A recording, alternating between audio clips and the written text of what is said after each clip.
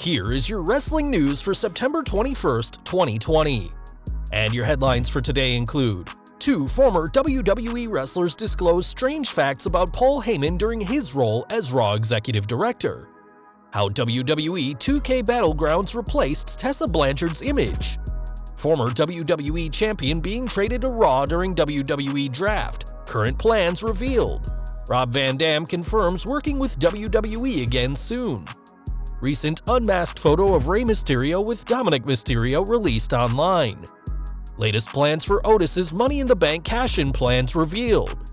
WWE has reportedly chosen the next Brock Lesnar. AJ Styles greatly appreciates AEW wrestler. Keith Lee's Clash of Champions plans revealed, and more. We're kicking off today with Paul Heyman news, as he was ousted as Raw's executive director this year, and though fans love the idea of building the show around new stars rather than veterans, not everyone was pleased. Superstars like AJ Styles and others have had some harsh words for Heyman, and it's no secret that Paul Lee clashed with Vince McMahon, which may explain why he was removed from his position. Now, Brian Myers and Carl Anderson have blasted the Heyman era of Raw, as on the Talkin' Shop podcast, Myers explained the quote, "zero brilliance" of Heyman, saying, "The genius is he had his finger on the pulse in the late 90s, but not now. No, because I saw no genius whatsoever. I was just explaining this to somebody. I was like, you know, you guys all love to praise him for what he did then, and I'm sure that's real, and I did see him pull star quality and performances and things out of people that you wouldn't have thought, but man, I saw zero brilliance in 2019. Anderson then admitted to being the unwilling devil's advocate, saying he didn't want to support Heyman, but admitted there's a big possibility that he wasn't able to go as far as he wanted. With that in mind, he did agree that Heyman isn't as good as fans think, saying, "I don't want to stick up for him, but just saying maybe he wasn't able to go as far as he wanted to go. Maybe that's what was holding him back. I absolutely think he wasn't a genius, but he's a good promo guy now." The former Raw Tag Team Champion also spoke about how easily Heyman would lie, saying, "He's the greatest promo guy of all time, and to your face as well. He would tell me I was a top guy. I would go, hold on, I know I am, but you don't think I am, and neither does he or he or he. I think I am, but I know that I'm not in this environment." So why was Heyman such a polarizing figure backstage? Well, there's plenty of superstars who enjoyed working with Heyman, such as Aleister Black, but that may be because the Dutchman was given a lot of TV time during Heyman's tenure. Simply put, some people benefited from Paul Heyman as the Raw executive director, and some people didn't. And whilst the idea of whether he remains a creative genius in 2020 is up for debate, Anderson might be right about Heyman not being allowed to reach his fullest potential.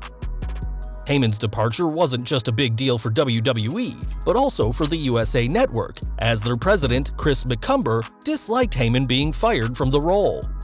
Now though, Heyman is back on TV as the special counsel to the Universal Champion Roman Reigns, though Kofi Kingston isn't pleased with the new direction for either man. Speaking to ABC, the former WWE Champion spoke about Reigns being the top dog, and questioned why he'd need Heyman, who he called a parasite, to elevate his career. Though Kofi hasn't been on TV, both he and Roman are on SmackDown, and with comments like these, Kingston may soon be sharing the ring with the Tribal King. Video game news now, as Tessa Blanchard's image showed up in 2K Battlegrounds, but after legal action was considered by the person who took the photo of Blanchard, an overnight patch removed her from the game. Now, when fans reach this screen in the game, they'll find Blanchard's been replaced by someone who looks nothing like her, but her being in the game has only added to the rumors she's already signed.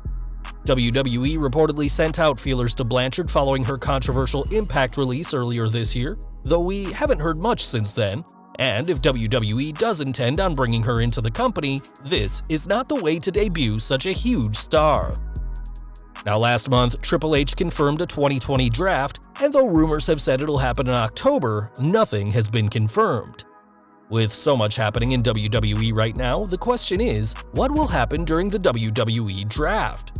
Well, according to the Wrestling Observer newsletter, AJ Styles will be moved from SmackDown to Raw after it was speculated that he only moved to Team Blue to get away from Paul Heyman, who he blames for his friends Luke Gallows and Carl Anderson being released. On SmackDown, Styles won the vacant Intercontinental title before dropping it to Jeff Hardy in 70 days, and with Hardy and Sami Zayn carrying their own IC titles, Styles seems to be the odd man out. This Sunday, Styles will face both men for the Intercontinental title in a triple threat ladder match, but with reports of him moving to Raw, don't expect the Phenomenal One to be leaving the Thunderdome with any gold. As a former world champion and star of ECW, there's plenty of people who'd like to see Rob Van Dam in AEW, and though he's signed with Impact at the moment, that doesn't mean he'll never work in other companies. During a virtual meet and greet, RVD mentioned AEW and what his schedule is currently like, saying, "Since I joined Impact, I've been wrestling a little bit more, but I don't look at it and think, whoa, I want to go here. Usually I look at it and I'm like, man, I'm glad tonight's a night off. I'm watching these guys work their asses off in a ring and I'm just thinking, I'd be so winded right now. Some people say, you should go to AEW because you and this guy would have a good match. Like, dude, I don't give a fuck. I have good matches with everybody." Van Dam also dropped some blockbuster news regarding his former employer, adding, "I'm actually going to be working with WWE on a couple of projects that we haven't mentioned yet." This news about working with WWE is a big deal, as fans last saw Van Dam in WWE back in 2014, and we'll have to see what kind of projects he's working on. RVD was vague about what kind of projects he's doing with WWE, but given that he's under contract with Impact, it'll be interesting to see what he has planned with Vince McMahon. One person who fans can see on WWE TV is Rey Mysterio, but that's with his mask on. Outside the ring, Rey doesn't wear his mask, and although it's rare to get a glimpse of his face, fans got that this week thanks to a snap from Conan. The pair were joined by Dominik Mysterio, who Conan helped train, and the picture looks recent, judging by how the three look. It's also interesting that Mysterio's eye seems perfectly fine in the image despite his on-screen injury, which makes us wonder how long his eye will be blacked out for on Raw. From Raw to SmackDown now, as 2020 has been a big year for Otis, starting with his WrestleMania romance with Mandy Rose. Despite much of the story happening with no crowd, the numbers on YouTube and social media certainly prove that Otis's WrestleMania match had huge buzz, which helped impress Vince McMahon enough to make him Mr. Money in the Bank. Now though, Otis's briefcase is in jeopardy, as The Miz and John Morrison are trying to use legal loopholes to take the contract, and on Wrestling Observer Radio, Dave Meltzer said that WWE doesn't have any plans for Otis as Mr. Money in the Bank, and this is most likely a way to get it off him. It's been explained that WWE is in a, quote, holding pattern for Otis, explaining that there are multiple endings being considered, including Miz winning the contract, as well as Otis keeping it. It's worth noting that plans for Otis have changed before, as he was once scheduled for a feud with The Fiend before Wyatt's recent babyface turn. A member of WWE's creative said that the upcoming draft will be a factor in Otis' plans, saying that they need to see where everyone lands after the draft, so don't count out Otis' time as Mr. Money in the Bank just yet. As of right now, the draft rumored for October hasn't been announced officially, and fans have been left wondering if WWE is doing wrong by the Heavy Machinery star. With the ongoing global situation, we've seen some long world title reigns, with stars like Roman Reigns, Drew McIntyre, Randy Orton, and Keith Lee to a smaller extent in the main event, far more serious stars than Otis. Simply put, it seems there's no plans for Otis to enter the main event picture anytime soon, and though he may be Mr. Money in the Bank, the chances of Otis cashing in are slim, and the odds of him becoming Universal Champion? Even worse. One man who knows all about gold is The Undertaker, who is recognizable even out of wrestling, as proven this week, when they announced the signing of their newest player, Senig's Under, with a shot of the Phenom's hat and coat on the pitch. Using the hashtag Undertaken, showing that they'd taken under, this was a pretty clever play on the former Roma star's last name, and it goes to show just how iconic the dead man is, even out of the ring. Now, Brock Lesnar is regarded as one of WWE's most dominant superstars, but with the Beast's continued absence, the company is looking for someone to fill that role with Roman Reigns. Not only has Reigns aligned himself with Paul Heyman, but Dave Meltzer also spoke about WWE giving the Tribal King shorter, more Lesnar-esque matches, and spoke about this Sunday's match against Jey Uso, saying, The two could probably have a great match since Uso's very talented and really has never had a chance to show it as a single, but Reigns' gimmick seems to be quick wins to establish him in the Lesnar position as the big star of the company, but one who would work more frequently and be more cost-effective.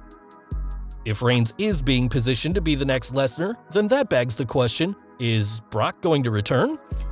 With his contract expiring after WrestleMania, Lesnar's a free agent, and with Reigns and Heyman aligned on screen, it seems he won't be returning soon. However, it's expected that the Beast will sign a new contract once audiences return to arenas and when WWE offers him a nice pay bump, and we'll have to wait and see what happens on TV when Heyman is caught between his Beast and the Universal Champion. Over to AEW now, and though Frankie Kazarian came up short on Dynamite against Hangman Page, AJ Styles was impressed with what he saw. On Twitch, the WWE superstar praised Kaz's skill in the ring and his unbelievable shape, and coming from a former Impact IWGP Heavyweight and WWE Champion, that is certainly high praise. Clash of Champions news next, as Keith Lee doesn't have a match for this Sunday's show, but that could change. In the Wrestling Observer newsletter, it said that Lee could be added to the McIntyre-Orton WWE title match, but with less than a week to go before the show, WWE will need to act fast. Tonight, Lee will have a non-title rematch with McIntyre after last week's contest was cut short by Retribution, and this could be an opportunity to add Lee to the pay-per-view match. If he did qualify, that'd make this Sunday's match a triple threat ambulance match, unless WWE switches the stipulation to a regular triple threat, and hopefully we'll have more answers after Raw. NXT news next, as Timothy Thatcher has been announced as the fourth man in this week's Gauntlet Eliminator match. Thatcher will join Kushida, Cameron Grimes, Kyle O'Reilly, and a fifth, unnamed superstar, with the winner earning a shot at NXT champion Finn Balor on October 4th's TakeOver. And we're ending with WrestleMania 37 news, as though the show was meant to go Hollywood, that's not happening. During the NFL on NBC, they listed upcoming events that are happening at the SoFi Stadium up to 2028, and though WrestleMania was meant to be there, they didn't make the cut. It's now believed that WrestleMania 37 will instead happen in Tampa, the original host for this year's WrestleMania.